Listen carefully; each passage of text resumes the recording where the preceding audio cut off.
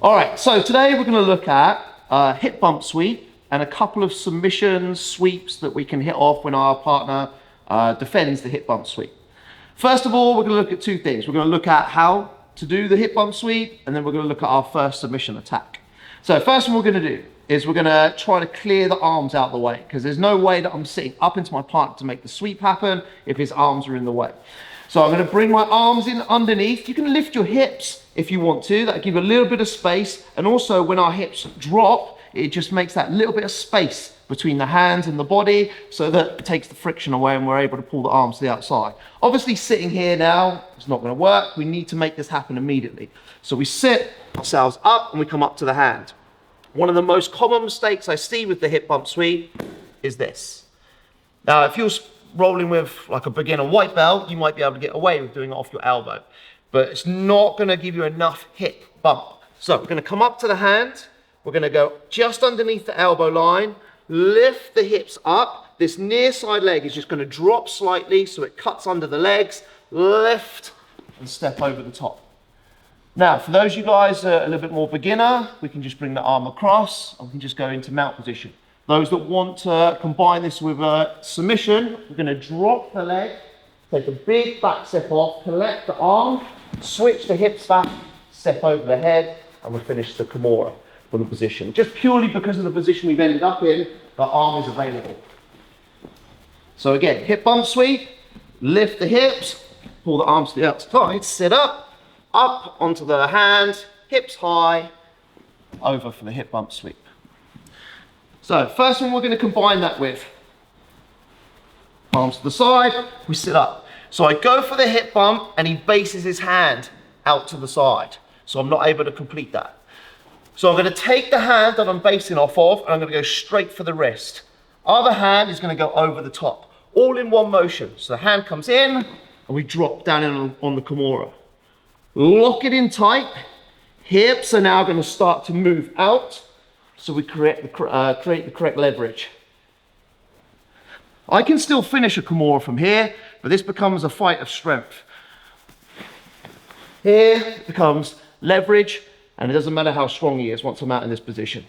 Leg goes over the top so we can't roll through, and then keeping the arm bent, turn the whole body, and finish for the Kimura. So we start with the hip bump entry. We go to lift in, he bases his hand, we can't get his hand back. Hand's gonna go straight in, drop in and lock in straight away. Hip out twice, lock the legs up, and then turn and finish the Kimura. So let's practice the hip bump first, and then the Kimura entry off of. 1, 2, 3. So next one we're gonna do off of this is gonna be the guillotine. So as I lift and I pull and I sit myself up, I try to go for the same thing, the hip bump, and he bases his arm slightly out to the side to stop. So in that space that I've created, I'm going to move my butt to that side. As I move my butt to that side, I'm going to wrap in around the neck with my arm. So there's a couple of different ways we can do this. We're going to go for more traditional guillotine today. So we're going to come to the inside here, just over the top of the shoulder, not over the top of the arm. The grip that I'm going to look for is just over the top like this. So lock in and elbow up nice and high. So as I start to fall back here, the action that I'm getting is not a stretch straight up. I want to crunch. Because my armpit's on the back of his head, when I crunch down, it pushes his head down into the choke rather than stretches out. If I start pulling up, the likelihood is that I'm going to lose. Whereas when I crunch, here, it actually like closes the space off. So we make the grip, elbow high, my elbow is going to go to my right pocket, and we're going to stretch the legs out at the same time. So remember, we're not going up this way, we're going to crunch down this way. So elbow to your pocket is what we're looking for. So we sit up, we go for the hip bump. He bases, so I move the hips, just to create that little bit of space for my arm, and then wrap it in instantly. Over the top, grab, elbow nice and high. We're going to start to fall back. To finish, elbow goes to my right pocket to finish the guillotine. In to finish. Nice and tight. Anyone need to see that one more time? Let's do it one more time. Sit up, we go. stick out to the side, we lock it in, and then finish. If he rolls over, like he was doing, just keep your hand to your chest, sprawl your hips, and we can finish a mounted guillotine instead. All right, guys, let's do it. 1, 2, 3. So, last thing we're going to do off of this, just incidentally, a really nice entry off of the hip bump is a triangle as well. We're not going to do that today, but though if you want to have a little dabble with that, you can.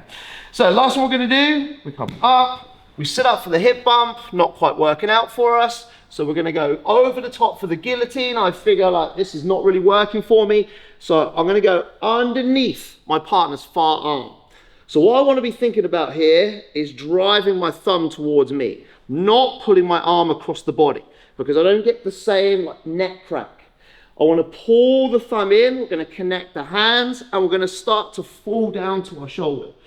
Now, a lot of the time my partner will just go. If I need to, I can put this butterfly hook in, lift, and throw over the top. Now, we could just consolidate, and we can just take the top position. But there's a disgusting little neck crank that we can hit from here as well, that if you're going to have a go at, just be super, super careful. So I'm going to keep this first hand in, bring my hand off, and I'm going to collect this arm a little bit like I would do if I was doing a kesa position. Then I collect, and I sit through, and then lean back in on it. Not really sure what we call that one, but it's definitely disgusting. So, this has not worked out for me. I go over the top, straight underneath the armpit, and remember, we're thinking about pulling the thumb towards us. Connect the hands, start to fall down to the shoulder. If he goes, he goes. If not, we use this butterfly hook to drive over the top. If we're happy that we've got the position, we can just unloop the head and consolidate the position. One more time. Swim in, up, through, lock in, over. Lift up the arm, switch the legs, and then drive back in. All right, let's do it. Last one, guys. 1, 2, 3, 100% sweep.